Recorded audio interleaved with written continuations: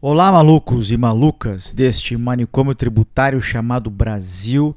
Sábado de luxo, você sabe, na Faria Lima. Último sábado de 2025. Último sábado de gravação de 2025. Recebendo amigos aqui, amigos de Campinas. Salve Campinas. Meu querido amigo Danilo Malaquias. Seja bem-vindo, meu caro, a esse episódio de Manicômio Tributário. Obrigado, Augusto, pelo convite. Confesso que fiquei bastante lisonjeado com o convite de estar aqui com você, bater um papo, falar um pouco sobre a minha vida pessoal, minha carreira profissional. Tô aí. Show de bola, vamos se divertir. Meu caro, quando eu vejo carreiras como a sua, em que você passa assim por vários segmentos, tem duas comparações assim de carreira que eu gosto de fazer. Uma é quando uma pessoa fica no mesmo segmento, e tem segmentos que são pródigos para isso, né? A pessoa que trabalha no automotivo, geralmente ela trabalha no automotivo a vida inteira. A pessoa que trabalha no telecom ou varejo, né? E comparado isso com gente que circula em vários segmentos, que é o seu caso. Eu sempre procuro imaginar, será que existe algo que é melhor? Você ficar num segmento e conhecer mais sobre aquilo? Ou será que o melhor é você conhecer vários segmentos, né? E eu não sei se a gente tem uma resposta tão clara para isso. A outra comparação que eu faço é pessoas que trocam de empresa e pessoas que ficam na mesma empresa. E esse dia eu escrevi uma provocação no LinkedIn dizendo: pare de ser enviesado e pensar que quem fica na mesma empresa é acomodado e quem troca é mais instável. Não, às vezes o cara fica e ele percebe a transformação da empresa. Se tu está há 30 anos na mesma empresa de telefonia, a tecnologia mudou, os competidores mudaram, enfim, banco, mesma coisa. Então eu queria te ouvir um pouquinho assim, se essa questão de passar por diversos segmentos, se isso aconteceu apenas ou se você planejou isso. Legal, Augusto. Bom, para ser bem sincero, né, não foi nada planejado. O início da minha carreira foi bem interessante porque eu tinha 11 anos, né? E do nada eu estava na minha casa, tinha acabado de chegar da escola, estava na quinta série, e o telefone tocou e eu atendi e simplesmente era a prefeitura da minha cidade, Natal, onde eu moro, né? Montemor, dizendo que eu fui selecionado para participar da Guardinha Mirim, o Office Boy, né? E que minha mãe tinha me inscrito nessa vaga, nessa oportunidade e tal, e eu não estava sabendo. E aí eu dei, ok, tudo bem, posso começar assim na próxima segunda-feira. E aí, quando a minha mãe chegou do trabalho, eu perguntei pra minha mãe, a prefeitura ligou aqui pra mim, falando que eu fui selecionado e tal. E ela, nossa, que legal, deu certo. Então, eu falei, como assim deu certo? A gente meio que não conversou sobre isso, né? Sim. Que eu ia começar a trabalhar e tal, né? E ficou aquele clima bem estranho e tudo. Era quinta série de manhã ou quinta série à tarde? Eu estudava na parte da tarde. Da tarde. Isso ainda. E aí, tudo bem. Então, fui lá na prefeitura, fazer, né, minha inscrição, tudo, para iniciar meu trabalho. Eu tinha 11 anos, isso foi em julho de 93. E aí comecei a trabalhar meio período, aí eu trabalhava até meio-dia, daí eu saía, ia para minha casa, depois ia para a escola. E aí eu trabalhei durante um mês na prefeitura, na parte de almoxarifado e tal. E logo no mês seguinte já surgiu uma oportunidade, né? O meu gestor na época tinha falado assim para mim, Danilo, surgiu uma oportunidade para você trabalhar em duas empresas multinacionais aqui da cidade. Uma era a Asvotec, uma empresa alemã, e a outra era a Tetra Pak, que é a empresa de embalagens, de alimentos e tal, que por coincidência ficava muito perto da minha casa. E eu acabei tendo o poder de escolha, então eu acabei escolhendo a Tetra Pak por ficar mais próximo da minha casa, simplesmente por esse motivo. Porque pensa bem, né, um garoto de 11 anos não tinha noção nenhuma da onde eu estava iniciando a minha carreira ali. E aceitei o desafio, fui. Então eu entrei na Tetra Pak ali em meados de agosto de 93 e ali iniciou a minha trajetória. Trabalhei ali então como menor aprendiz, office boy durante 5 anos, até aos meus 17 anos. Eu iniciei ali principalmente com trabalhos manuais mesmo, né? Arquivo de notas fiscais, entrega de envelope, correspondência, malotes, né? Que existia na época ali, que você tinha que entregar para os motoristas, fazer a parte de correio, bancos, etc. e tal. E trabalhava muito também na questão de confecção de manual para o pessoal da área da assistência técnica, né? E utilização das máquinas, etc. e tal. Então eu fiquei nesse período aí como menor aprendiz. E quando eu completei 17 anos, eu já estava no colégio técnico contábil. E aí uma moça da contabilidade na época, que gostava muito de mim, que eu entregava muito envelope dos técnicos que viajavam pelo Brasil. Então eu entregava tudo meio que manualmente, tudo muito papel ainda naquela época, né? E ela perguntou para mim, você não gostaria de trabalhar aqui com a gente na contabilidade, etc e tal? Eu falei, gostaria. Por quê que eu gostaria de trabalhar lá? Porque teve 2 office boys que conseguiram fazer estágio. Era o único departamento que capturava os office boys para continuar. E eu já estava fazendo colégio técnico contábil, então meio que casou isso. E na época eu topei, só que na minha gestora da minha antiga área não estava deixando eu ir. E aí eu tive que conversar com ela, falou, não, isso aqui vai ser importante para minha carreira, é uma oportunidade de fazer estágio. Eu sei que aqui eu não vou ter essa oportunidade, vai encerrar meu contrato quando eu completar a maioridade e tal. E aí, depois dessa conversa, ela conseguiu me liberar. E aí eu consegui ir para o departamento contábil. Uhum. E aí, no último ano do colégio técnico, eu consegui já sair de office boy, que eu tinha mais um ano, né, até completar 18. Então, eu já consegui ingressar como estagiário na área de contabilidade, especificamente. Não tinha entrado na área de tax ainda. Eu trabalhava ali na questão de lançamento de relatório de viagem, dava entrada em lançamento de notas fiscais, etc. tal. E permaneci até completar os 18 anos. Aí tinha aquela questão também do exército e tal. Uhum. Que por sorte eu acabei não ingressando na carreira, não fui convocado, né? Diferentemente do nosso amigo Rogério Leite. Sim, sim. Que foi chamado. Ele já era contemporâneo teu, ainda não, né? Não, nem. Ele veio bem depois. Bem depois. Isso eu tava com 17, isso foi em 99 ainda. E aí eu acabei não seguindo a carreira militar, não fui chamado, etc. Então aí eu consegui continuar como estagiário. E aí chegou aquela questão, né, de transição, né, do colegial para a faculdade. Então eu teria que prestar um vestibular. E na época eu já tinha muito claro para mim que eu queria fazer direito. Mas o meu gestor na época disse assim, você não pode, para continuar aqui com a gente no estágio, você teria que fazer ou contábeis, ou administração, ou economia. E se você lograr sucesso no vestibular, a gente consegue te manter como estagiário. Então, nesse período de transição, daí eu fiquei como terceiro, né? Tive que mudar meu contrato. Por sorte, eu consegui passar na minha primeira opção. E eu não sei porquê, naquela época também não tomei a decisão de fazer contábeis. Que eu já estava no colégio técnico, acabei fazendo administração de empresas. Eu acho que na época também, por uma questão de 4 anos, na época contabilidade e economia era 5, então eu estava pensando, depois eu faço uma pós, alguma coisa nesse sentido. Uhum. E nesse momento também, Augusto, de tomar essas decisões, eu não tinha como posso dizer, um mentor muito claro para me mostrar. Eu estava como eu comecei a trabalhar muito jovem e tal, meus pais eram pessoas simples e tal, meu pai fez Senai, minha mãe sempre trabalhou em escola pública. Então eu não conseguia ter esse tipo de conversa para entender um pouco o cenário corporativo, empresa multinacional, etc. e tal. Então eu confesso que a profissão me escolheu. Uhum. E eu fui seguindo o rumo conforme o jogo estava caminhando ali, né? E sempre fui uma pessoa do interior, não tinha muita noção de cidade grande, etc. e tal. E eu estava trabalhando na melhor empresa da cidade. Uhum. Então eu consegui passar na universidade, voltei a fazer estágio. E fui muito feliz porque depois de 6 meses no primeiro ano de faculdade eu consegui minha efetivação. Que legal. Tinha uma pessoa que saiu da área de ativo fixo e aí na época o gestor me deu essa oportunidade. Então eu consegui no primeiro ano de faculdade já ser funcionário da empresa com 18 anos. Uhum. E a empresa conseguiu custear a questão da minha universidade também, né? Porque eu comecei a estudar na PUC de Campinas. Uhum.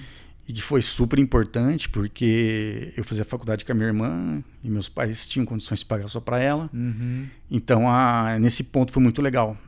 Uhum. E aí, consegui lograr a faculdade os 4 anos seguidos, sem DP ali, né? Que legal. E sempre trabalhando na área de contabilidade.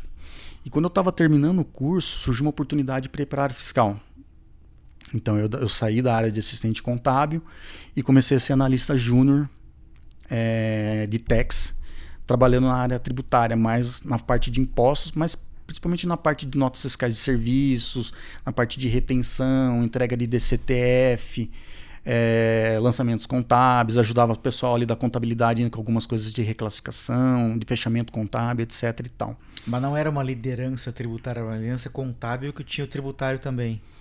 Sim, mas nesse momento, acho que em meados de 2004, começou a se criar realmente uma área, trouxeram um supervisor fiscal, deixou de ser aquele supervisor contábil e teve realmente começou a ter uma liderança ali na área de tax.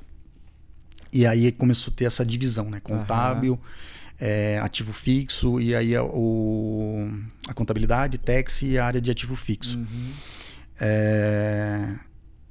E aí continuei nessa tocada, na Tetrapac. Aí, com o passar dos anos, eu virei analista pleno, analista sênior. E em 2006, então eu terminei minha faculdade em 2003.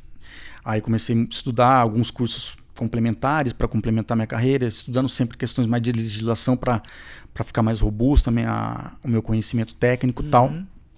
E aí em 2006 eu decidi realizar um sonho, que era fazer a faculdade de Direito. E aí em 2006 ingressei na Unip em Campinas, fazendo a faculdade de Direito, porque eu sabia que isso poderia ser um diferencial caso a área de administração. Eu já tinha colégio técnico contábil, fiz administração, falei, agora eu vou fazer Direito. Porque eu consegui entender naquele momento já que o Direito tinha tudo a ver com a área tributária. E isso poderia ser um diferencial na minha carreira lá na frente. Então eu iniciei em 2006 a faculdade de Direito e fui até 2010, consegui concluir a faculdade. Nesse momento eu já era analista sênior, no ano de 2010. E aí continuei na Tetra Pak, tudo. Nesse momento eu já tinha 10 anos como funcionário da Tetra Pak, né? Sim. E já estava vislumbrando uma posição, talvez. Naquela época não existia muita posição de especialista ainda, naquela carreira Y. Mas eu sempre vinha conversando com o meu gestor, uma possibilidade do o que também faltava de gap, porque para conseguir chegar numa posição de uma carreira lá de especialista, ou talvez ir para uma área de supervisão. E continuei nessa tocada até 2015. Daí eu vi que não ia acontecer essa questão de virada de chave, de sair de uma parte muito operacional para uma parte de gestão. E em 2015 surgiu uma oportunidade para ser controller, mais focado na parte de recursos humanos, Cluster Américas.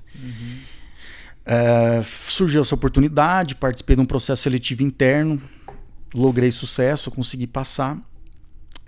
E fui para trabalhar como controller de recursos humanos. Então eu saí um pouco da área de tax e fiquei como controller financeiro durante 3 anos. E foi um desafio gigantesco, porque além da questão do idioma do inglês, né, que eu já tinha uma bagagem, inclusive eu já tinha feito um intercâmbio de 2 meses nos Estados Unidos em 2013, em San Diego, na Califórnia, o que me ajudou bastante a alavancar minha carreira também. Mas aí também tinha a questão dos hispânicos. Como eu tinha muito contato com o pessoal Latam, Caribe,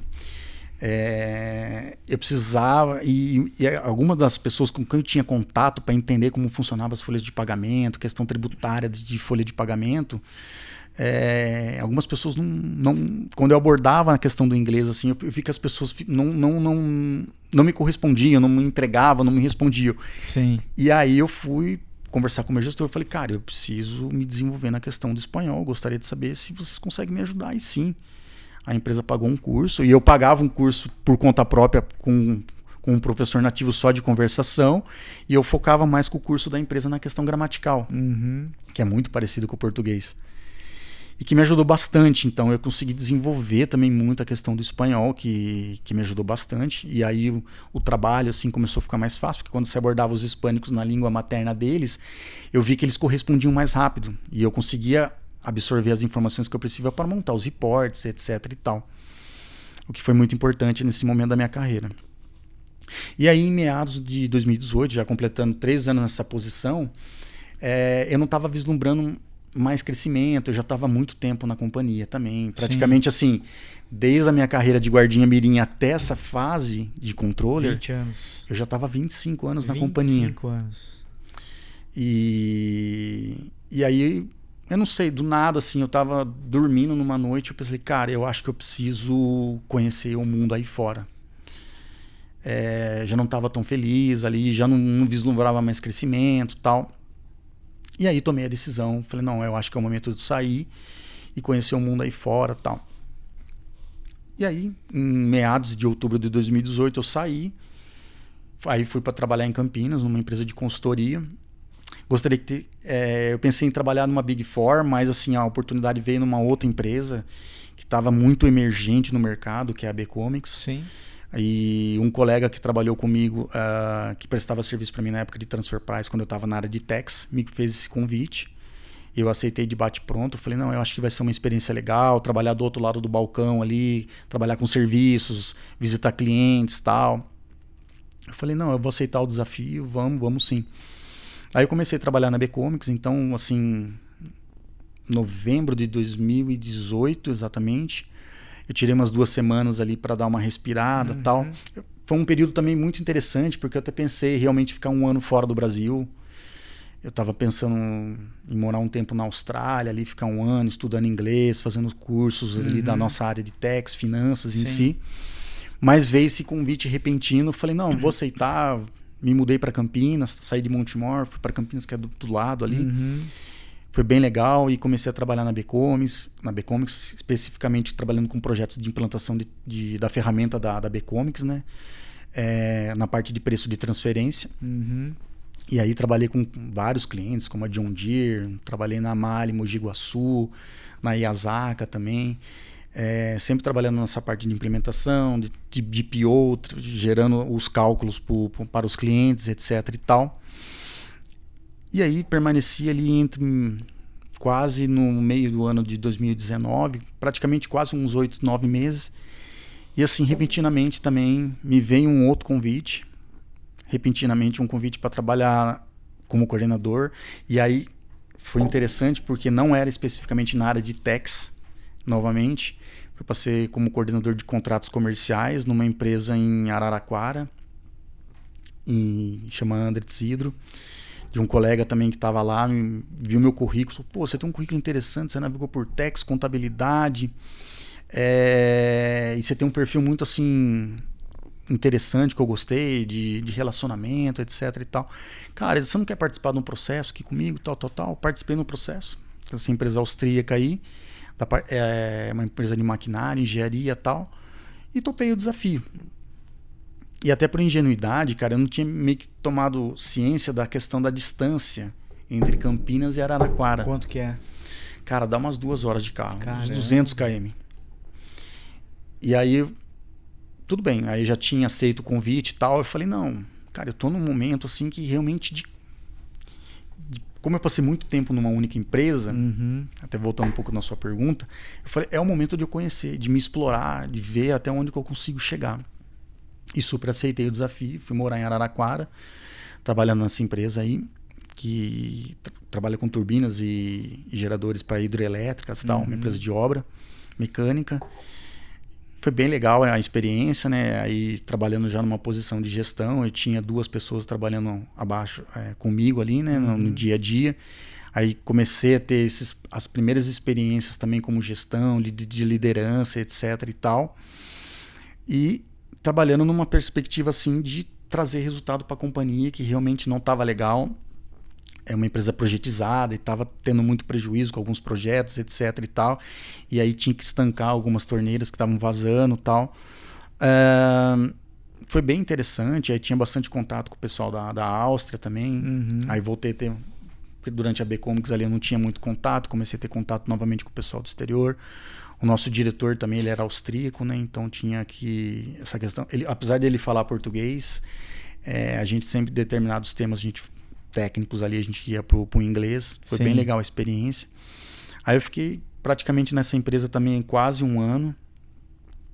Mas aí a paixão voltou, eu senti que, tipo assim, eu tava tipo um peixe fora d'água, eu tava realmente conhecendo, agregando conhecimento nessa parte mais comercial, etc., de controle de projetos, mais como controle, mas eu falei assim, eu preciso realmente, uma fase da minha carreira que eu precisava solidificar meu conhecimento e tomar uma decisão assim, ou eu continuo nessa área comercial, ou eu realmente fico mais na parte de techs. Uhum. E também a empresa também não estava num ambiente legal, num momento bom, assim. E também já não via perspectiva de crescimento de carreira, assim, no curto prazo, que era uma coisa que eu estava vislumbrando já. Já tinha um pouco mais de noção, assim, do momento que eu estava vivendo e do que eu gostaria de estar buscando naquele momento. Uhum. E aí tomei a decisão de sair ali no final de 2019. E quando eu saí, logo numa sequência assim, numa conversa informal com a Ana Ribeiro, e não a conhecia, abordei ela pelo LinkedIn, eu estava buscando uma oportunidade na área de techs, ali na região de Indaiatuba, Campinas, tal, né, voltando para minha região. Sim. E se ela teria alguma oportunidade, soubesse de alguma coisa, se pudesse me indicar, tal. Cara, e no dia seguinte ela me ligou, assim, no telefone e tal. Ai, Danilo, tudo bem? Aqui é a Ana e tal. Aí eu falei, oi, Ana, tudo bem? E tipo assim, eu tava conversando com várias pessoas, né? Aí quando ela falou, aqui é a Ana da ZF. Eu falei, oi, Ana, que legal, bacana, obrigado por me retornar, etc, tal. Ela falou assim, pô, eu vi seu currículo aqui, gostei bastante. Tem uma oportunidade, não é uma vaga efetiva, mas tem tudo para ser ao longo de um período. E gostaria de saber se você topasse e tal. Trabalhar na parte de recuperação de créditos extemporâneos de PIS e COFINS. Aí tinha também uma questão de procedimentalização na questão do Reintegra também, que eles estavam defasados ali sem recuperar esse benefício fiscal. E também cuidar ali muito da parte de preço de transferência. Eles tinham o sistema da B-Comics também, então eles precisavam de alguém que soubesse manusear muito bem o sistema. Sim. E o engraçado é que, tipo assim, naquele momento, a ZF ela tinha duas plantas separadas, uma que era a TRW, né, que depois virou ZF, que tinha esse sistema da B-Comics, e o outro era totalmente pelo SAP. E aí a gente tinha um BPO com o pessoal da Ernest, então a gente gerava os relatórios aqui para mandar para o pessoal fazer o cálculo. Sim. E eu controlava a B-Comics aqui com o pessoal da ZF Automotive. Aí eu topei o desafio, fui para a ZF, foi uma grata surpresa, porque fiquei 3 anos lá. Foi muito legal a experiência de trabalhar com a Ana Ribeiro ali, principalmente na questão da liderança dela. Eu aprendi bastante nessa questão de gestão novamente. Tu passou pela pandemia na ZF, né? Cara, foi uma experiência bem legal, porque quando eu entrei, eu completei 1 ano, e naquela época era tudo presencial. Sim. E depois de 1 mês e meio veio a pandemia assim, do nada. E aí você tá naquela fase de conhecer as pessoas com quem você trabalha, Sim. com o pessoal que você vai ter interface ali. Eu tinha muita interface com o pessoal do financeiro por conta dos fechamentos de câmbio de serviços internacionais, que eu também ficou sobre a minha responsabilidade isso daí. Então eu estava numa fase de conhecimento tanto da cultura da empresa, né, que é uma empresa alemã, questão de pessoas, relacionamento humano, e também da questão do sistema da companhia, né, SAP, a própria B-Comics. Você tinha um outro sistema também lá que estava na época da implantação do Guepardo lá também, e eu provavelmente teria contato com a ferramenta, e do nada veio a pandemia, e todo mundo para dentro de casa, home office, e eu novo de empresa. E eu falei, nossa, cara, que desafio, né? Bom, ficamos todo mundo em casa, tudo, mas cara, o ambiente era muito bom. Assim, o ambiente do departamento. Isso me ajudou bastante a passar por esse momento de transição, né, de conhecimento de empresa, de trabalho, de conhecimento das pessoas, a própria Ana, inclusive. E, cara, foi super tranquilo. Lógico, eu sentia falta daquela questão do presencial, porque você é novo e você quer estar perto das pessoas, né? Mas todo mundo viveu esse momento, enfim. Então a gente soube lidar muito bem com tudo isso daí. E aí, quando a gente voltou no presencial, a gente acabou voltando só 2 dias por semana, que era toda segunda e terça. E aí foi interessante, porque não era tão perto, né? Montemor até Sorocaba dava quase 1h20. Então eu tinha que ficar lá. Uhum. E aí eu acabei ficando num mini hotel que tinha lá perto da empresa, num bairro ali muito próximo. Então eu ia de segunda-feira, dormia uma noite lá, trabalhava na empresa na terça-feira e voltava embora. Aí ficava quarta, quinta e sexta em casa. Uhum. E foi assim, eu acredito que até hoje eles estão, acho que 2 dias presenciais Acho que ainda. sim. Desde quando eu saí. A Ana mora em São Paulo até, né? Sim, a Ana mora aqui. É. Daí ela ia pra Sorocaba, depois ela ia pra Limeira, depois tinha uma planta em... Aí naquele momento estava numa fase de fusão com a Uábico também, né? Que veio para dentro do grupo da ZF. Eu participei um pouquinho ainda nesse momento. E saí da ZF em meados de agosto de 22. Uhum. Deu quase 3 anos lá. Aí eu lembro que quando surgiu a oportunidade, né, dessa transição, aí foi para uma posição de especialista. Ainda conversei bastante com a Ana nesse sentido, expliquei para ela a situação, tudo. Aí ela falou assim, pô, gostaria que você ficasse, mas eu não tenho como hoje, a ZF não tinha essa posição de especialista. E também tinha uma questão muito diferente em termos de benefícios, etc e tal. Eu já estava 3 anos na empresa e, tipo, eu falei, cara, eu acho que o momento é agora. Tipo assim, realmente as coisas começaram a acontecer na minha carreira no sentido de crescimento profissional. Uhum. E aí eu comecei a participar muito dessas questões também de participar de eventos, workshops, seminários aqui em São Paulo. Comecei a participar um pouco mais ativamente no grupo do nosso amigo do Rogério, né? Uhum. Do Tewa. E começou a surgir muito assim essa questão do network, de relacionamento. Eu vi que a Ana era muito ativa nessa parte. Eu falei, pô, isso aqui é um diferencial de você sair realmente do seu quadradinho, conhecer as pessoas aqui fora, e que, pô, isso aqui vai te ajudar muito na questão tipo, de trocar figurinha, fazer benchmark, etc e tal. E realmente essas oportunidades começaram a acontecer muito efetivamente na minha carreira. Eu comecei a também ser um pouco mais ativo na questão do LinkedIn, que eu não dava muita importância. Comecei a ver que eu não estava fazendo isso corretamente, de deixar a marca ali do Danilo dentro do LinkedIn, quem é o Danilo, tal, para o mercado. Então a oportunidade surgiu de ir para a UPL, que é a antiga Arista. Uhum. Que é onde o Rogério passou também, né? Exatamente. E nesse momento ainda, quando surgiu essa oportunidade para ir, o Rogério até me ligou e falou, pô, fiquei sabendo que você está indo para lá, tal, vai trabalhar com o Yuji Hamada, tal, né, o CFO da empresa. Uhum. Inclusive também foi uma experiência interessante, porque foi a primeira vez que eu fiz entrevista com o CFO. Eu nunca tinha participado de um processo que chegou até nesse nível. Uhum. E aí eu entendi a importância que a minha carreira estava se tornando naquele momento. Sim. Que falou assim, pô, eu acho que eu estou preparado.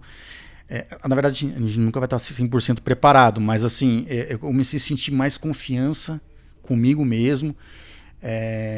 Até porque quando eu estava para sair da ZF, eu tinha iniciado o curso de Ciências Contábeis. Eu estava pulando esse pedaço da história, que é importante.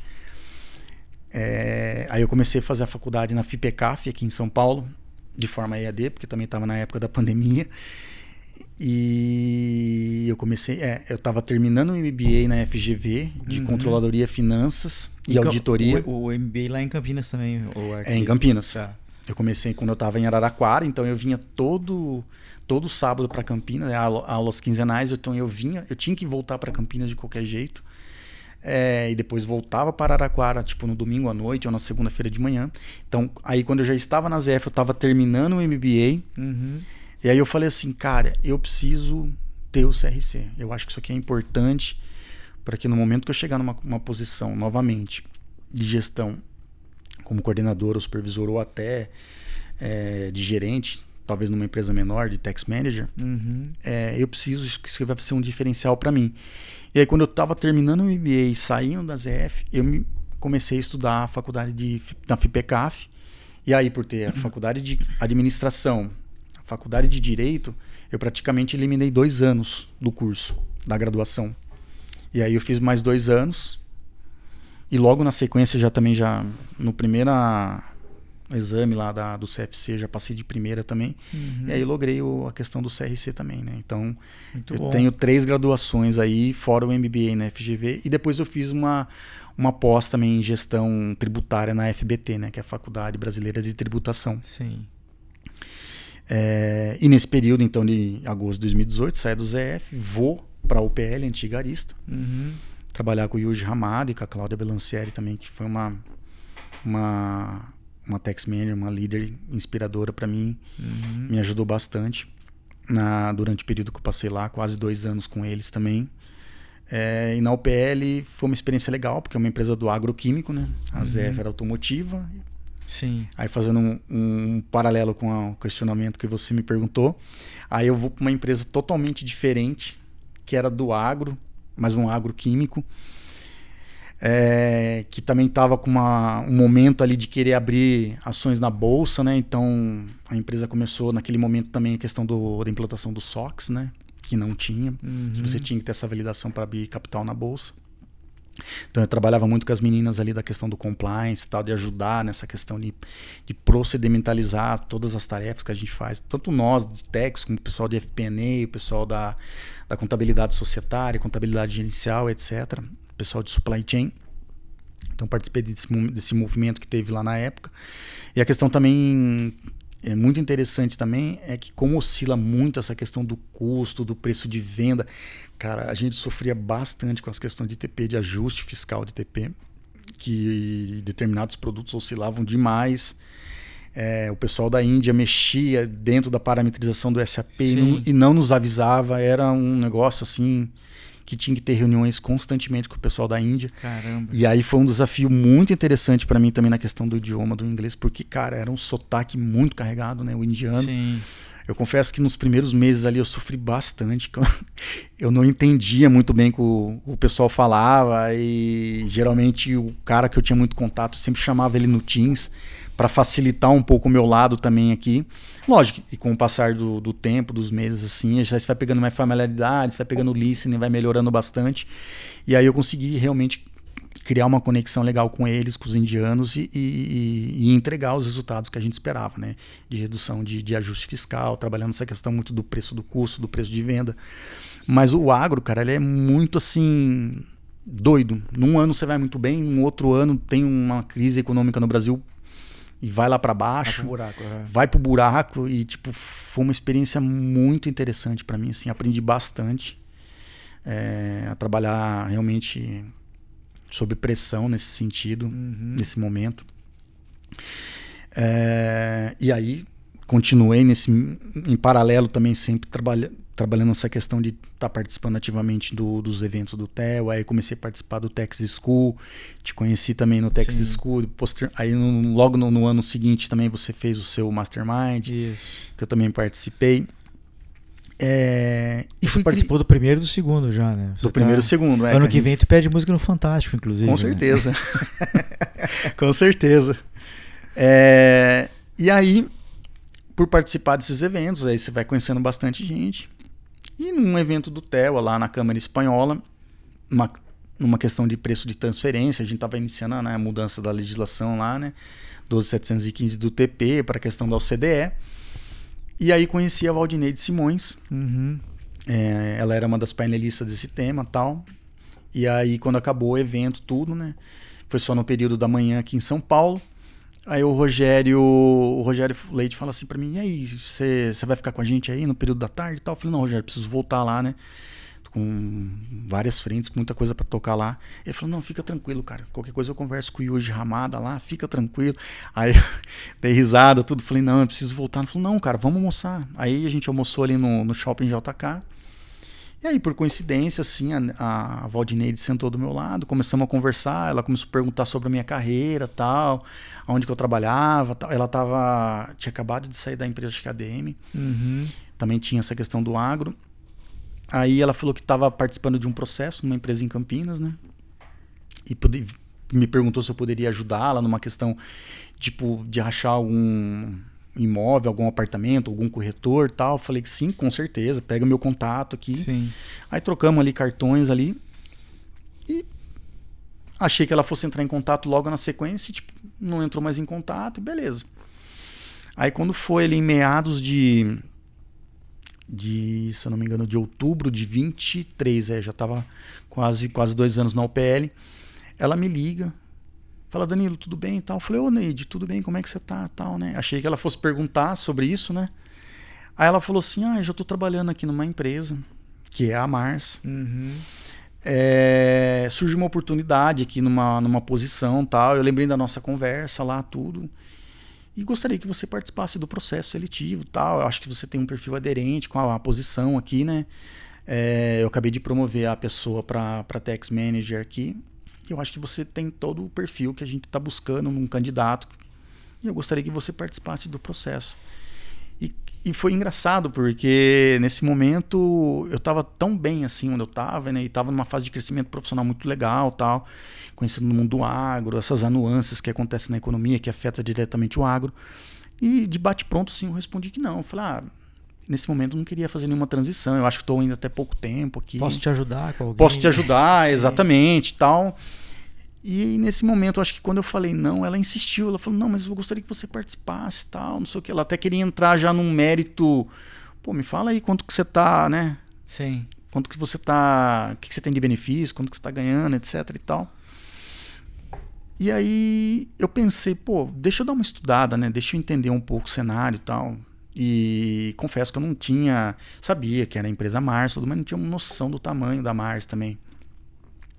Aí dei uma estudada, tudo, falei, não, eu topo participar, assim. Aí comecei a participar do processo, foi um processo até meio longo, demorou quase 2 meses, assim, né? Uhum. Entre indas e vindas, entrevistas, etc e tal. E confesso que foi meio de forma despretensiosa da minha parte, assim, que eu fiz as entrevistas, mas não tava com aquela ansiedade, tipo, com muita vontade, digamos assim, de ser aprovado no processo e tal. E eu acho que isso me ajudou bastante. Sim, porque eu tava leve. Tranquilo, Exato, eu tava bem leve, tava bem tranquilo e tal, e eu fui. E aí eu lembro que eu tinha saído de férias, acho que em meados de outubro, eu tava viajando com a minha mãe, né? Dei de aniversário de 70 anos para mim, levei ela para o Uruguai, a primeira viagem internacional dela. Que legal. E aí, durante esse processo, quando eu voltei, aí recebi uma mensagem de retorno do pessoal dizendo que eu tinha sido aprovado. E Augusto, eu confesso que eu não estava preparado para aquela resposta, cara. E fiquei pensando, falei, cara... E aí era uma posição de coordenador, né, tributário, já subindo mais um degrauzinho ali, mais um novo desafio. E eu sentindo a confiança de que realmente eu estava conquistando meu espaço no sentido da minha marca, do Danilo do LinkedIn, da área tributária, etc e tal. E aí eu aceitei o desafio. Conversei com o pessoal da UPL, com o Yuji, com a Cláudia, né? Foi super legal. Eu permaneci ainda mais 3 semanas, eu cumpri mais um mês. Eu negociei bastante isso com o pessoal lá da Mars, que eu ia continuar aqui, como eu fiz com a ZF também, eu cumpri meu aviso prévio, de fazer essa transição das atividades e tal. Isso é uma coisa que, toda vez que eu tinha essa transição, eu me preocupava demais com essa questão, tipo assim, de sempre estar saindo pela porta da frente. Não deixar ninguém na mão, né? Jamais, cara. Isso é uma coisa que eu não faço, independente da empresa que eu tô, até porque o nosso mundo é muito pequeno e ele dá voltas. E também pela questão que eu prezo bastante da questão dos nossos relacionamentos, tal, né? Eu acho que tem que deixar a porta aberta. E eu prezo muito por isso. E foi o que eu fiz. Então, eu saí, tipo, na sexta-feira, no dia 1º de dezembro de 23, no dia 4 de dezembro, eu já estava na Mars. Então, eu realmente, assim, num final de semana eu saí, no início da outra... Já chegou o fechamento, então. Exatamente. Eu entreguei o fechamento ali das minhas atividades. Sim. Zeradinho, passei o bastão, passagem com uma pessoa que absorveu minhas atividades, assim, né? 2 pessoas que eu tive que fazer uma divisão e iniciei na Mars ali. E no primeiro dia que eu cheguei na Mars já era reunião com o pessoal de apresentação, tanto Brasil, Latam, com o headquarter dos Estados Unidos lá. Sim. Né? E eu tive que me apresentar ali, né? Foi bem legal. Então eu iniciei na Mars ali em 4 de dezembro de 23. Qual é a cidade que fica mesmo, o headquarters lá nos Estados Unidos? Dos Estados Unidos, eu acho que é em Chicago. Chicago? Illinois. E por coincidência, ontem eu completei 2 anos que eu tô na Mars, até fiz um post lá. O pessoal de Recursos Humanos mandou para mim um GIF e tal. E desde quando eu entrei, assim, realmente está sendo, desde o primeiro dia da Mars, assim, um desafio bem interessante, porque além de eu voltar, né, com uma posição de coordenador, 2 pessoas abaixo de mim,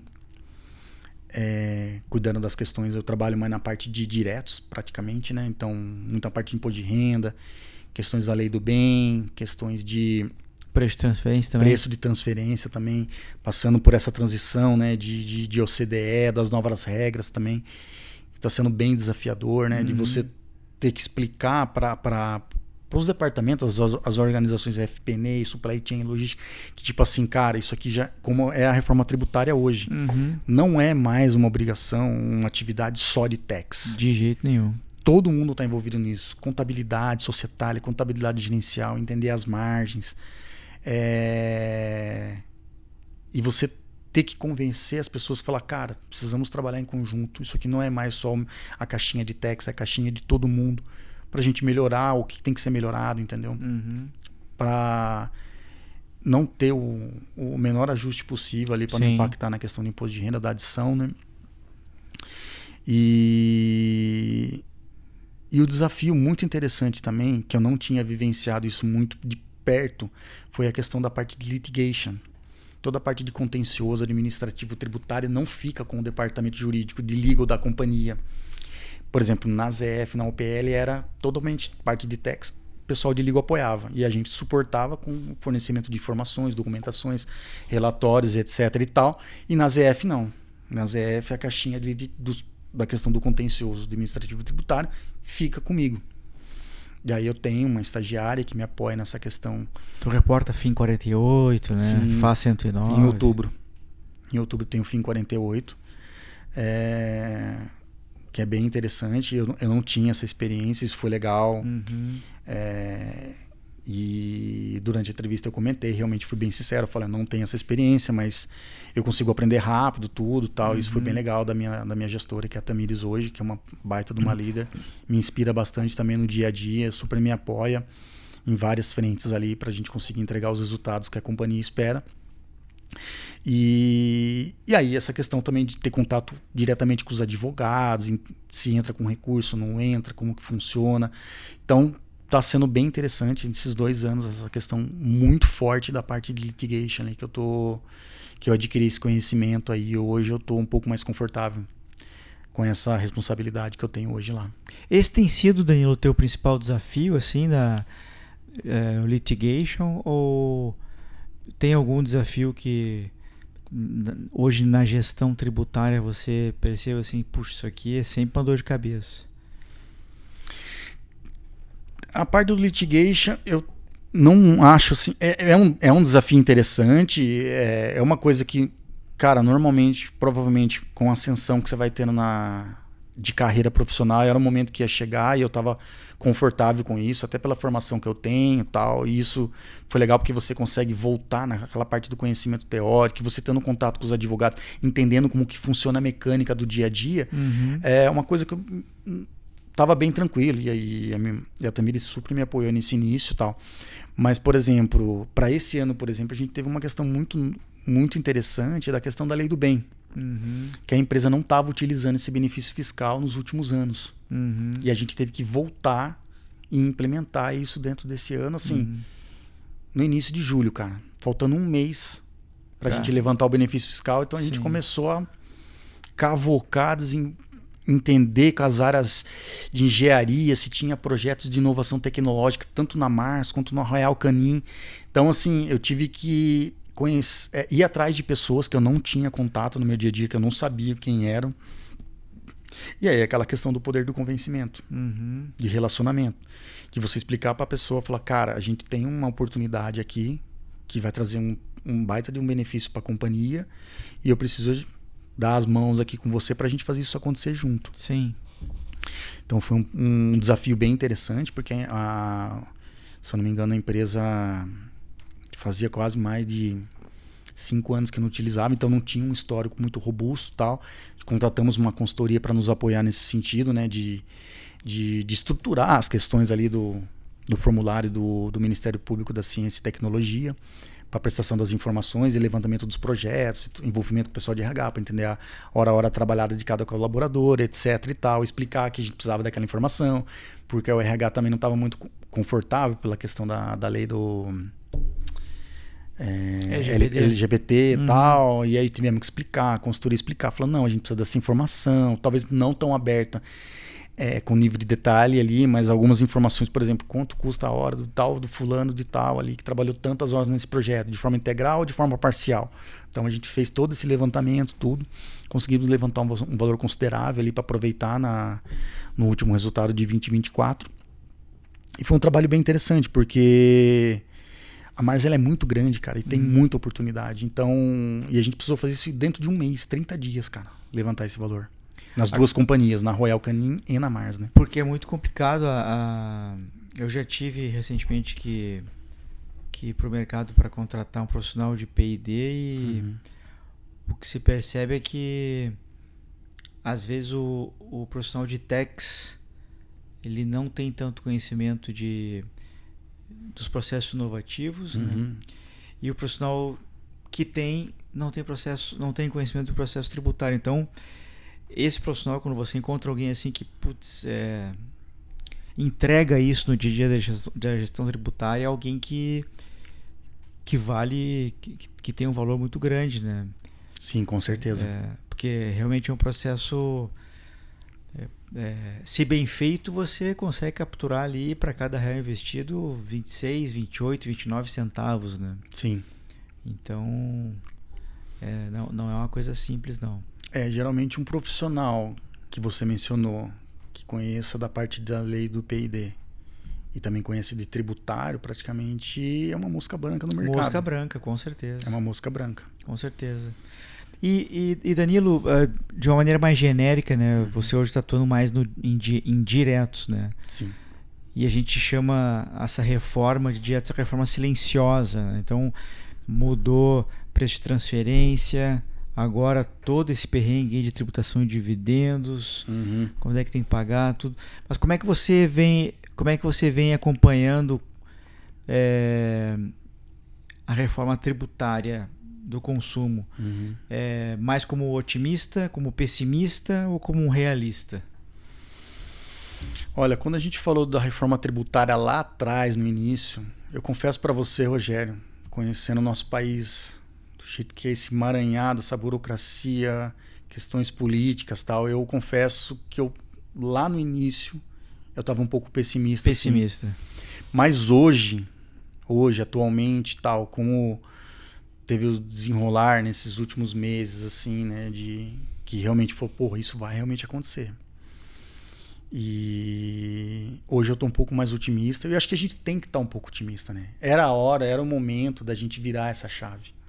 E o Brasil precisava disso. Sim.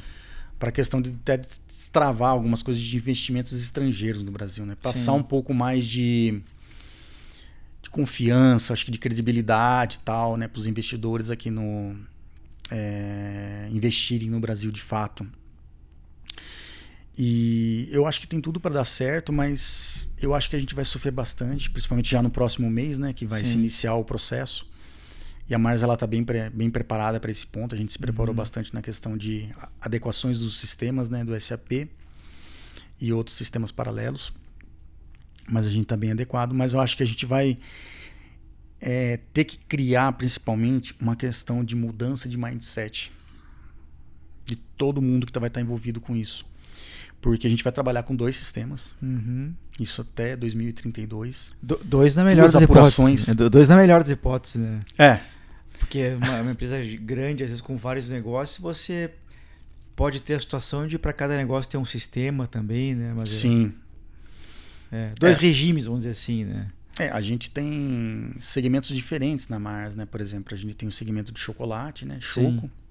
E tem o segmento de pet, que são 2 torres diferentes dentro da mesma empresa, né? Do mesmo grupo econômico, digamos assim.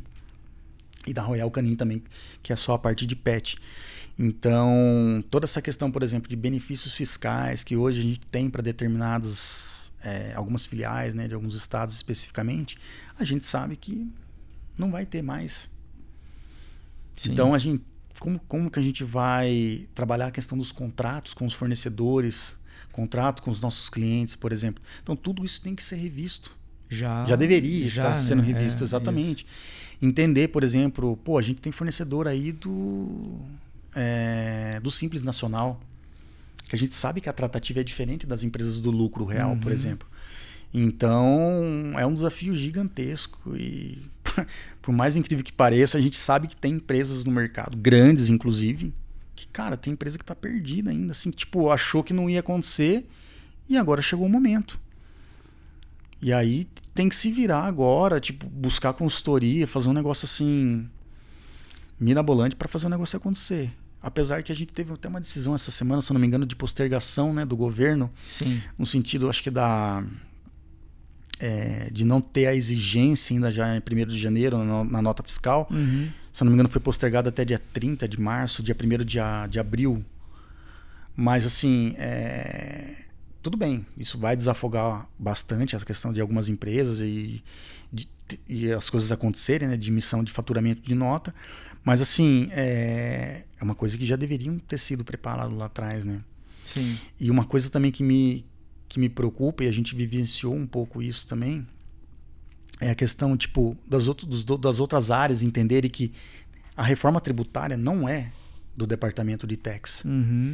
É da companhia como um todo. Todas as áreas têm que estar envolvidas. E você tem que ter aquele poder de convencimento novamente, como foi na questão da nova lei de preço de transferências, que, tipo assim, todas as áreas vão ser impactadas. Sim. Porque as pessoas têm a mania de querer... a responsabilidade do time de tax. Tax vai cuidar disso. E não é uma verdade. Tem duas... É igual aquela historinha do... Sempre que tem um problema na nota fiscal, é o problema do tributário. Porque Exato. o nome é nota fiscal. Então, mas quem faz a recepção é a logística, né? Tem a ver, ou reforma tributária é do tributário, né?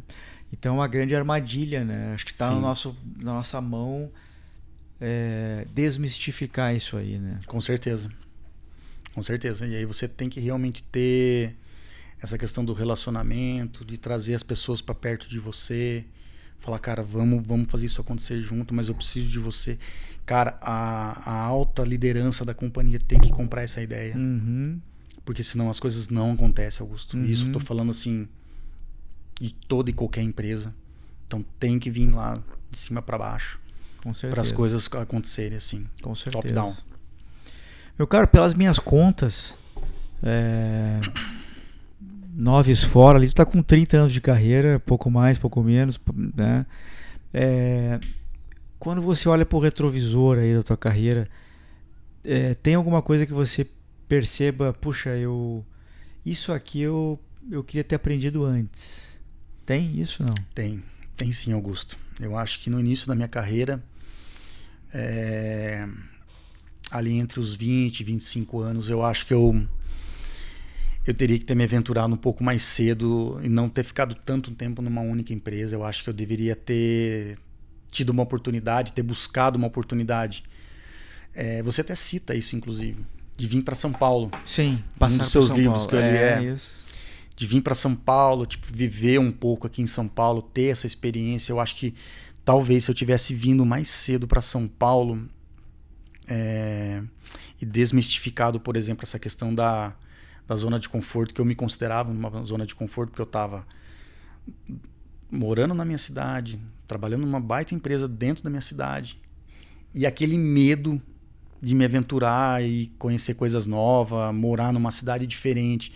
Então eu confesso que eu acho que eu demorei muito para não amadurecer, mas sair daquela casca, daquele casulo e tipo assim, porra, vamos vivenciar isso, tipo, eu acho que eu poderia até estar hoje talvez num outro patamar da minha carreira. Hoje, se eu tivesse mais jovem, entre os 20 e os 30 anos, ter vindo para São Paulo e ter trabalhado numa Big Four, que é uma coisa que hoje eu percebo assim que talvez também eu poderia ter tido mais experiência técnica, ter trabalhado com outras pessoas assim, ter agregado mais conhecimento técnico, aprender com pessoas mais sêniores que você. E eu acho que trabalhar numa Big Four, ela te proporciona muito isso. Você trabalha sob pressão, conhecer vários ramos de nicho de negócio, você tem que fazer apresentações para os seus clientes, por exemplo. Então, quando eu leio a sua Cartas a um Jovem Tributário, que eu li o seu livro também, eu vi que você vivenciou muito isso, e eu acho que se eu tivesse vivenciado isso lá atrás também e tomado algumas decisões que, por exemplo, eu não tinha em alguém para conversar sobre isso naquela época, um mentor de fato, eu acho que talvez eu poderia estar num outro patamar de carreira, ter conhecimentos hoje, por exemplo, que hoje eu estou vivenciando, eu poderia ter tido lá atrás. Eu acho que eu teria com uma carga de conhecimento maior do que eu tenho hoje, sim. Eu acho que isso é uma coisa que eu poderia ter feito, e confesso que por medo eu acho que eu não fiz, e enfim. Mas também não me arrependo. Eu acho que as coisas tinham que acontecer no momento que tinha que acontecer, e é isso. Eu acho que é isso. Eu acho que eu teria feito diferente nesse sentido. E também um fator chave, eu acho também que eu gostaria de ter vivido uma experiência tipo de um ano fora do Brasil. Da questão do inglês. Eu consegui fazer com 32 anos depois, consegui emendar 2 férias ali, e consegui ficar 2 meses fora ali nos Estados Unidos. Foi uma experiência incrível, morando em casa de família, né? Mas depois que eu vivi essa experiência, aí voltando com 32 anos, voltando lá atrás, eu falei, pô, eu acho que também daria para ter vivenciado isso também. Mas eu tinha sempre uma questão, e não é demérito nenhum, mas eu sempre tive uma questão ali de financeira ali, tipo, meus pais são pessoas simples, e tinha que ser por mim mesmo. Então acabou não acontecendo naquele momento. E nesse período aí, até tipo, engatando nessa pergunta, uma outra reflexão, o que você aprendeu na carreira com bons líderes, com bons chefes inspiradores? E o que você também aprendeu com chefes ruins? Boa pergunta, Augusto. Acho que vou começar pela mais fácil, que é inspiradores. Sim. Cara, chefes inspiradores são... Eu acredito fortemente que o que eu aprendi é a questão do chefe te apoiar, delegar tarefas para você, confiar no que você realmente tem potencial para entregar. Acho que a questão também de comunicação é muito importante. Um chefe que sabe fazer uma comunicação eficaz, fazer com que a mensagem seja bem entendida do que é esperado dele e no que o líder pode te apoiar para você atingir o seu maior potencial possível de entrega, de conhecimento, ou necessidade de fazer algum curso específico para, principalmente essa questão, pegando um gancho novamente da questão das novas regras de ITP, por exemplo, que realmente é uma coisa nova para todo mundo está aprendendo do zero. Então, fomentar isso, cara, vá buscar um curso, vamos fazer acontecer, corra atrás. Eu acho que o líder ele tem que dar esse direcionamento, mas também isso tem que partir muito da pessoa que está afim de querer realmente aprender, né? O líder ele dá as ferramentas, mas a pessoa tem que ter aquela vontade, aquela curiosidade. Eu, por exemplo, sempre fui um cara que isso amadureci bem rápido, de eu buscar conhecimento por conta própria. Independente se a empresa vai me dar um suporte ou não, cara, eu sempre fiz 3 faculdades, as 2 últimas paguei do meu bolso, as minhas pós-graduação, minha MBA, a questão também de continuamente estar estudando inglês, faço aulas até hoje, inclusive, ainda particulares, de buscar por conta própria, me autodesenvolver, porque eu acho que o conhecimento é nosso, não é da companhia, né? Sim. E, cara, hoje eu vejo isso ao longo da minha carreira, hoje faz muita diferença. As decisões que eu tomei lá atrás, de buscar conhecimento, cara, de buscar essa questão do network, de ter a oportunidade de ter te conhecido, conhecer o Rogério, conhecer várias pessoas que hoje são colegas, de me inspirar em vocês, de ler o seu livro, livro de outras pessoas, por exemplo. E você consegue entender que, tipo assim, cara, tudo é conexão. Tudo é a gente se ajudando, é se relacionando, é trocando figurinha, é conversando, é fazendo mentoria. Sim. Cara, isso aí, tipo, você cresce demais. Até a questão que você fala de ler bastante, por exemplo, questão da leitura. Estou tentando retomar isso, ler vários livros, não só da nossa área, mas de outros temas, por exemplo. como você até comprei um livro que eu não comecei a ler ainda, da Segunda Montanha, Sim. que é a questão do propósito. David Brooks. Do David Brooks. Eu tô lendo agora, nesse momento, um livro do Simon Sinek. Start from Why? Não. Sobre a questão do labirinto que é hoje de você navegar dentro do mundo corporativo. Uhum. Que você nunca vai estar numa zona de conforto. E se você chegar nessa zona de conforto, você está errado. Uhum. Você está estagnado. Sim. Então você não pode chegar nesse momento da sua carreira. Você sempre tem que estar numa zona ali, tipo assim, de se desafiando, Sim. buscando conhecimento e tal, porque senão você acaba ficando para trás. É o infinito, né? Uma coisa assim, não é? É o infinito. É o... Putz, agora me fugiu o primeiro nome. Eu não sei o que é infinito. Sim. Exatamente. É um ótimo livro. Excelente livro. Eu adoro o Simon Sinek. Cara, é fantástico. É um baita autor. E eu até tento buscar sempre outras referências relacionadas ao nome desse autor. Que é muito bom. Até vou procurar aqui. Tá dando um pitaco. Ele é cultural. É um pitaco do... Mas vou deixar pro pitacos culturais. Ah, legal. Me diz uma coisa, quem é o Danilo que não... Mas falta o chefe ruim. O que tu aprendeu com o chefe ruim? Não podemos esquecer. Isso.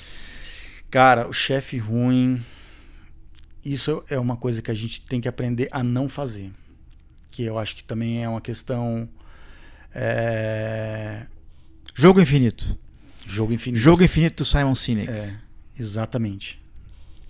Sensacional esse livro, cara. Mas tá me falando do chefe ruim, o que tu aprendeu com ele? Então, ou com eles, ou com elas? Cara, o chefe ruim, o que eu aprendi é realmente o que você não deve fazer, em hipótese alguma, são tipo as ações que um chefe ruim tem, por exemplo, uma comunicação ineficaz, uma pessoa que não consegue se comunicar muito bem. Eu acho que isso gera o caos, porque você deixa toda uma equipe num clima de turbulência, de desconfiança, de tipo desacreditamento. Eu acho que também um chefe ruim que não sabe lidar com as suas emoções é um negócio difícil. Uhum. Eu acho que todo mundo deve ter vivenciado algum tipo de experiência assim negativa nesse sentido, em momentos de pico de pressão. Uma pessoa que está numa posição de gestão e não souber controlar suas emoções, não transmitir esse tipo de sentimento para a equipe, cara, você perde o jogo ali. Uhum. Então, eu sempre tentei, com esse tipo de exemplo de gestor, trabalhar muito essa questão do trabalhar sob pressão. Uhum. Entrega, prazo curto, fiscalização, intimação, fiscal em pé, ou alguma outra área que está solicitando alguma informação que você precisa fornecer para o business ali. Então, tipo, saber trabalhar com calma, com planejamento, trazer as pessoas ali para te apoiar, questão do relacionamento novamente, para você conseguir entregar isso e não transmitir, passar essa pressão que você está recebendo para baixo, e você conseguir manter com você e conseguir trazer as pessoas para te apoiar. Eu acho que você consegue evitar isso. Mas isso realmente é uma questão da maturidade, experiências que você vai vivenciando ao longo da sua carreira, tal. Eu acho que isso ajuda bastante a evitar esse tipo de gestor. Uhum. E, cara, hoje em dia também, esse tipo de comportamento hoje é muito punitivo pelo mercado. Automaticamente, esses tipos de gestores, assim, eles acabam sendo expurgados pelo mercado, assim. Não tem como hoje, como há 30, 20 anos atrás, esse tipo de profissional continuar na companhia, na empresa, assim. Isso aí tem muito uma questão assim pegando o gancho do Simon Sinek, né, o Golden Circle, de alguma forma, algumas empresas verdadeiramente começam pelo porquê e elas vão pro how até que elas chegam na borda no what, né? Uhum. Significa dizer que se você trabalha numa empresa em que o how é mais importante que o what, de certa maneira essa empresa prima pela ética, pelos princípios, pelos valores. Uhum. Não é atingir as metas de qualquer maneira, né? Existe a maneira certa de fazer isso. Exato. Ou as maneiras certas de fazer isso, né? E chegar lá. Isso. E tem empresas que eventualmente priorizam o what. Atinge aquela meta, interessa o que vai fazer. Né? Com sangue. Isso. Exatamente. Aí tu deixa uma trilha de sangue ali, né? Então, me parece, Danilo, que se esses líderes trabalham numa empresa que prioriza o what, esses caras ou essas líderes podem até se perpetuar ali. Pode acontecer. Acho que depende muito da cultura da empresa. Exatamente. Mas se é uma empresa mais pro HAL, aí eu concordo. Vai expelir, né? Então depende.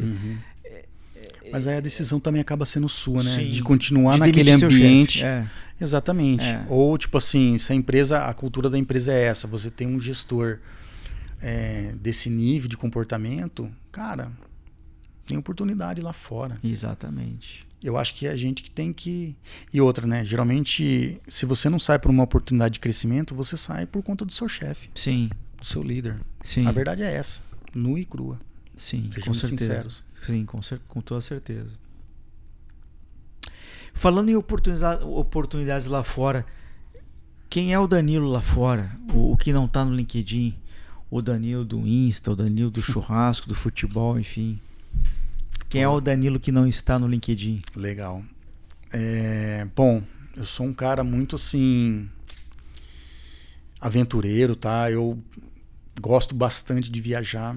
Sempre que eu tenho oportunidade de estar viajando para algum lugar novo, seja aqui no Brasil, seja oportunidade de viajar para fora também, é bem legal. Tá um pouco caro, mas é legal. Eu vi as fotos. Recentemente eu fiz uma viagem em agosto agora pro Chile. Eu nunca tinha visto neve de verdade, assim, né? Uma experiência bem legal ali em Santiago, né? E depois eu passei a maior parte do tempo no Chile, no deserto do Atacama. Cara, é um lugar que eu super recomendo. É fantástico. Eu nunca vi uma natureza diferente assim, árida, e ao mesmo tempo você tá num lugar, no mesmo dia, na parte da manhã, extremamente frio, abaixo de zero, tipo -4, -12, como foi no Geysers lá, né? E cara, na parte da tarde você tá com 20, 25 graus no mesmo dia, no mesmo local, lógico, um pouco distante de um lugar do outro, e extremamente calor. E sensacional, cara. Tipo, questão da fauna, muito diferente do Brasil, né? Dos animais, etc e tal. Uma experiência bem bacana. Então eu tento sempre estar viajando, conhecendo vários países, várias culturas diferentes. Gosto muito de história. Você gosta mais de história geral ou história do Brasil? Eu gosto mais de história geral, assim. Por exemplo, eu gosto muito dessas questões da Segunda Guerra Mundial, por exemplo. Eu tenho muita vontade de conhecer muito a Alemanha, Polônia, etc e tal, onde teve os maiores acontecimentos, um pouco triste, mas que de fato aconteceram. Então eu tenho muita curiosidade sobre isso. Então eu assisto muito filme relacionado às questões da Segunda Guerra Mundial, por exemplo. Tem muita coisa boa na Netflix, né? Sim, e no Prime também. No Prime também, exatamente. Sim. Inclusive tem um filme recentemente, um documentário sobre Viktor Frankl. É excelente. Sim, fala sobre no meu radar ele. É muito bom. Sensacional. Bom, além dessas questões de viagem, de poder viajar e tal, eu sou um cara também que sou entusiasta, né, de carros antigos. Assim como nosso amigo La Rosa também tem uma Brasília Verde, eu tenho um Fusca 71 original. Hoje eu não tenho andado muito pouco com ele, mas eu já fui muito ativo nessas questões. Todo domingo tá em alguma cidade que estava tendo algum evento. Inclusive já fui 3 vezes para Curitiba com ele. No bairro São Cristóvão, lá que tem um evento nacional de Fusca. Especialmente da linha Volkswagen, né? Fusca, Brasília, etc e tal. Então eu sempre tento participar de alguns eventos aqui mais próximos hoje, assim, de eventos de carros antigos, gosto bastante. Gosto bastante também de... Cara, gosto bastante de churrasco também, apesar de não ser gaúcho. Sim. Gosto muito de churrasco. Já joguei muita bola, muito futebol. Quando era adolescente, garoto, realmente disputava torneios de futsal, etc e tal. Disputava pela escola também. Até antes de de iniciar a minha carreira lá aos 11 anos como guardinha-mirim, que daí eu tive que raspar o cabelo como militar mesmo, né? Andava meio que fardado, tudo. Eu tinha o cabelo comprido, né? Aqui, nas costas e tal. E aí vou contar uma curiosidade, meu apelido era Maradona, mas não era por conta do futebol, não. Era mais por conta do cabelo mesmo. Exatamente. Os meus amigos da época, do bairro ali, sempre me chamavam de Maradona por conta do cabelo. E além disso, também gosto muito do estilo musical do rock. Então, sempre que eu tenho oportunidade de ver alguma banda internacional, geralmente aqui em São Paulo, né, mais perto, eu sempre tento participar dos eventos de música, né, do estilo mais do rock também. E uma contradição, quando eu tô na minha cidade natal, com os meus amigos lá do passado, tudo, com a minha família também, a gente gosta muito de ouvir moda de viola. Não é um sertanejo, mas é moda de viola mesmo. Então, tem essas nuances aí. Mas sabe que não é contradição? Tem um disco do Lobão, aquele o acústico, que ele, não sei se você percebeu, mas ele tem muitas músicas que ele pega uma viola caipira. E ele toca ali, enfim, várias músicas com a viola caipira. Então ela tem uma sonoridade, um pouco do folks americano. Sim, enfim, muito tem, bom. Né? Então mistura um pouco do rock com country, muito legal. Isso, é muito legal. Sim, é bacana. Gosto bastante também. Inclusive, você falou do Lobão. Uma vez eu tava num bar em Dayatuba, ele tava tocando lá, e eu tive a oportunidade de conhecê-lo no camarim, tirar uma foto com ele. Legal. Que eu conheci os garçons ali do bar, aí eu consegui conhecê-lo pessoalmente. Muito bom. Figuraça. Tô muito louco. Meu caro, aliás, ele tem uma biografia muito boa, muito boa a biografia dele, 50 anos a mil. Excelente a biografia do Lobão. Ele tem uma história tristíssima, assim, né? Acho que os pais dele, pai, mãe e irmã, se suicidaram, assim. Ele conta essa história, né? Ele é muito apegado à avó quando ele era pequeno, assim. É uma biografia muito bonita, assim, a história dele. Eu sempre gostei do Lobão, já fui a alguns shows dele, assim, muito legal. E teve uma vez que eu tava num show lá na Ópera de Arame, em Curitiba, e eu até falei pra minha mulher, eu falei assim, eu vou gritar, toca Raul, né? Daí assim, pô, não faz isso. Eu acho que não é uma boa ideia, cara. Então, porque ele é bravo, cara. Então, mas daí alguém gritou antes de mim. E, cara, ele xingou. Ele xinga, cara. Ele xinga. Muito doido, cara. Isso, ele xingou. Eu já vi isso acontecer, cara. E ele, assim, ele sai da casinha. Mas eu gosto da música dele. Ele é sincerão mesmo, né? Tanto que ele se envolveu em algumas questões políticas uns anos atrás. Então, tipo, é melhor não mexer com o homem. Não, exatamente.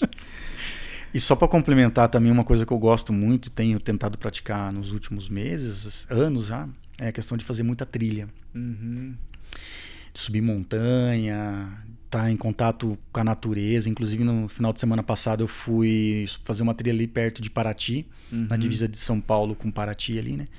Então eu subi um morro chamado Pedra da Macela. Uma trilha de 1 hora de subida bem íngreme, mas é bem tranquilo. E aí você tá aqui, né, na Pedra da Marcela, na cidade de Cunha, em São Paulo, e você consegue ver Paraty, uma parte de Paraty e uma parte de Angra dos Reis. Caramba. E você vê o nascer do sol, assim, dentro da montanha, cara. É sensacional. Sensacional. E uma experiência também muito legal que eu tive foi subir a Pedra da Gávea, que é a trilha mais difícil do Rio de Janeiro, que você tem que fazer até rapel, algumas coisas assim bem diferentes, que eu não tinha tanta experiência, mas eu tinha dado uma estudada antes como funciona e tal. Contratei um guia que virou super amigo meu, vira e mexe, a gente conversa bastante. Inclusive, quero voltar pro Rio de Janeiro, fazer umas novas trilhas também, como o Morro Dois Irmãos, subir a Pedra do Telégrafo, a Serra dos Órgãos, lá em Teresópolis também, que você parece que tá acima das nuvens ali, que é fantástico. Então eu tento, sempre quando tem uma oportunidade, algum feriado prolongado, assim, eu tento encaixar alguma dessa atividade, por exemplo, de estar em contato com a natureza. E praticar atividade física também, né? Eu gosto muito de correr também, pratico bastante musculação também. Mas futebol eu parei. Parou. Parei, cara. Eu chegando ali perto dos 44, eu prefiro Sim. não ter tanto mais contato de Sim. futebol ali, me machucar. Muito bom, meu caro. Pitacos culturais. Quais são os teus pitacos aí pra gente encerrar o episódio com chave de ouro? Então, Ou o teu pitaco, um livro, enfim, um filme. eu acho que o pitaco foi essa questão do livro do Simon, Do né? Simon Sinek. O Jogo Infinito, que é Jogo Infinito, muito bom para quem realmente quer conhecer de perto o mundo corporativo e saber que esse jogo nunca termina, ele nunca acaba. Questões de podcast, por exemplo, eu gosto muito do Ricardo Basaglia. Sim. Lugar de Potência. Que é o Lugar de Potência. Inclusive, até eu tava vendo aquela entrevista que ele fez com o Bernardinho, né? Não sei se ele é ex ou técnico da seleção de vôlei do Brasil atualmente. É o técnico. Ele é o técnico ainda, né? Que é sensacional, da questão da liderança. Como que ele lida com essa questão da liderança com os atletas de alta performance. E de carreira dele também, tanto profissional quanto pessoal. Tanto da época de jogador como técnico também, Sim. né? Super bem sucedido. Eu gosto muito também essa parte mais de finanças ali também. Tenho começado a acompanhar muito pouco, mas a questão do Primo Rico também. Sim. Eu acho que é bem legal ali, você consegue capturar bastante insight interessante ali, que eu acho que às vezes você consegue trazer pro nosso ambiente corporativo, etc, aplicar, entender como funciona a economia, etc e tal. Cara, e tem um livro também que eu já comprei e eu comecei a ler muito pouco ainda, que é o David Goggins, que é maravilhoso. Um ex-militar americano. Na verdade, é o único militar americano que conseguiu passar nas 3 provas mais difíceis. difíceis. E eu comecei a seguir esse cara no Instagram, até para me motivar um pouco na questão da corrida, né? Que eu falo, pô, se esses caras conseguem, por que eu não consigo, né, cara? Ele chegou a pesar 128 quilos, né? Exatamente, cara. E você olha pro cara, assim, é um cara extremamente bacana, assim, de você conhecer a biografia dele, assim, é um cara que no início da carreira ninguém dava nada pra ele, que ele não ia conseguir. Aí tem aquela questão, né? Pô, ninguém te empurra pra cima, né? Mas pra baixo tem bastante. Muito. E ele fez essa virada de chave e conseguiu ser aprovado nos 3 exames mais difíceis da área militar americana, né? Sim. Que é o SEALs, Marines e a questão do... Como é que é o TAC lá? Tráfico aéreo... esqueci o nome da sigla lá. TACP. Tactical... Eu não lembro qual era, mas eu li os 2 livros dele, né? Nada Pode Me Ferir. Nada Pode Me Ferir, é isso. Ele tá fardado na capa e acho que o outro é Nunca é Hora de Parar, uma coisa Exatamente. assim. Uma coisa assim. Não, eu sou fãzaço do sensacional. Quando eu David descobri Goggins. ele, comecei a segui-lo no Instagram ali, e ver nos stories dele ali, que tem muita frase motivacional. Eu acho que quando você tá pra baixo, você vê, você consegue escutar o cara falar, cara, sua chave assim, vira rapidinho e fala, não, mano, vamos pra cima, é possível, eu consigo, basta querer, tem força de vontade. É interessantíssimo, gosto bastante desse cara também. Dá pra você trazer esse exemplo dele pro nosso meio, né, nosso ambiente tributário, corporativo, sim. Com certeza. Interessante. Ele é muito bom. Eu gosto muito da página dele também no Insta. Ele é muito ativo no Insta e tal. Sim. Um cara que eu gosto muito. Eu devorei os 2 livros dele esse ano. Eu me machuquei, né? Tive quase que fazer uma cirurgia. E aí eu li muito o David Goggins e o Joe Dispenza, que é um cara que é sensacional muito bom também. Fala muito de epigenética, tudo, um cara muito legal. Muito bom, senhor Danilo Malaquias. Obrigado pela presença. Eu tenho meus reclames aqui de final de episódio. Obrigado, fiquei muito feliz com o teu aceite, com a tua vinda aqui. Eu que agradeço, Augusto. Fiquei muito lisonjeado com o convite. Eu sei do peso que é sentar nessa cadeira aqui. Vários colegas nossos passaram. Eu não vou nem citar nomes para não cometer um gafe e tal. Mas foram vários. E são pessoas assim que me inspiram bastante a continuar nesse caminho, né, da nossa jornada profissional, trabalhar em empresas multinacionais, consultorias, etc. Desculpa. E que me motiva a continuar nessa pegada aí e seguimos juntos aí, né?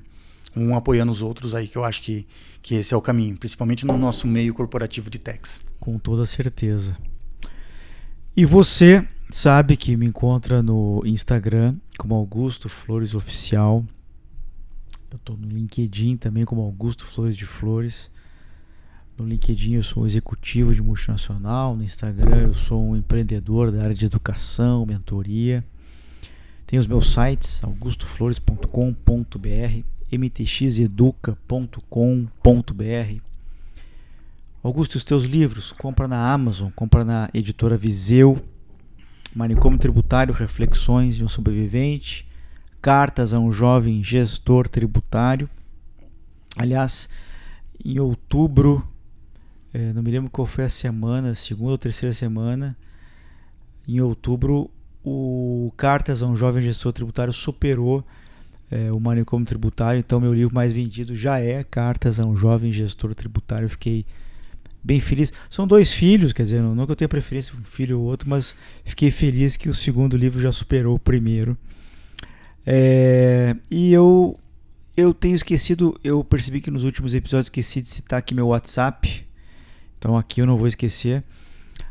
41 de Curitiba, 995693841. Augusto, eu quero informações sobre mentoria. Escreve lá. Cursos, sugestões, críticas ao nosso trabalho aqui. Escreve lá para mim. Eu vou ter um prazer em te responder. E isso aqui só acontece porque eu tenho patrocinador. Não é fácil vir uma vez por mês aqui na Faria Lima gravar podcast. Mas a Bravo está comigo já há quase 3 anos. Uma Textec com mais de 15 mil CNPJs atendidos, mais de 10 anos de atuação. Eles fazem um trabalho muito sério, muito interessante na área de BPO, financeiro, contábil, tributário, folha. E eles estão inovando no assessment de reforma tributária. Então você pode mirar o seu celular nesse QR Code que está em algum lugar por aqui, ou escrever um e-mail para manicomiotributário@bravocorp.com.br, falar com a turma lá, diz que assistiu no podcast Manicômio Tributário. Eu tenho certeza que eles vão ficar muito felizes em atendê-lo. E a Ávula, registro de marcas, é onde eu registrei todas as minhas marcas: Augusto Flores, Manicômio Tributário, Pitacos Corporativos, MTX Mastermind. Eu sempre uso a Ávula para fazer o registro das minhas marcas no INPI. Por hoje era isso. Muito obrigado.